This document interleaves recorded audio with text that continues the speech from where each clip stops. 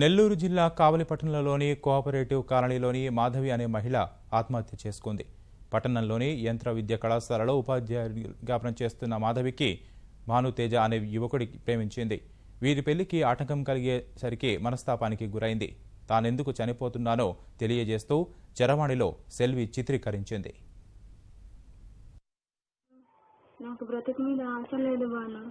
బ్రతకాలన్న ఆశ కోరిక ఏది లేదు. చనిపోవాలన్న ఒకే ఒక్క ఉద్దేశం, ఎప్పుడెప్పుడు ఈ లైఫ్లో నుంచి తప్పుకోవాలి, నీకు దూరంగా, నీ జ్ఞాపకానికి దూరంగా వెళ్ళిపోవాలి. ఎవరికి సమస్య కాకూడదు. నేను వెళ్ళిపోతున్నాను, నీ సమస్యలకు పరిష్కారం ఉంటుందని ఈ పని చేస్తున్నాను. నరకం అనుభవించాను బాను. ఇక నా వల్ల కాదు. ఈ బ్రతుకు నేను భరించలేను. ఇప్పటికే చాలా నరకం చూశాను. ఇక నాకు మాట్లాడే టైం లేదు, అంత అవకాశం లేదు, నీకు చెప్పాల్సిన అవసరం కూడా లేదు. కానీ ఒకే ఒక్క కోరిక, మధు, నిన్ను నేను చేసుకుంటాను, నిన్ను వదులుకోను, మా వాళ్ళని వదులుకోను, నేను ఒప్పించుకుంటాను అన్నావే, అంత అవసరం ఏముందిలే బాను.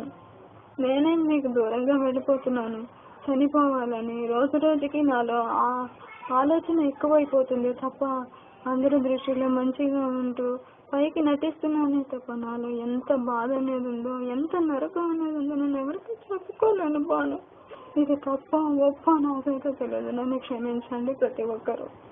నాకు ఈ బ్రతుకు నేను బ్రతకలేను బాను. నెల్లూరు జిల్లా కావలిపట్టణంలోని కోఆపరేటివ్ కాలనీలో మాధవి అనే మహిళ ఆత్మహత్య చేసుకుంది. పట్టణంలోని యంత్ర విద్య కళాశాలలో ఉపాధ్యాయురాలుగా పనిచేస్తున్న మాధవికి భానుతేజ అనే యువకుడిని ప్రేమించింది. వీరి పెళ్లికి ఆటంకం కలిగేసరికి మనస్తాపానికి గురైంది.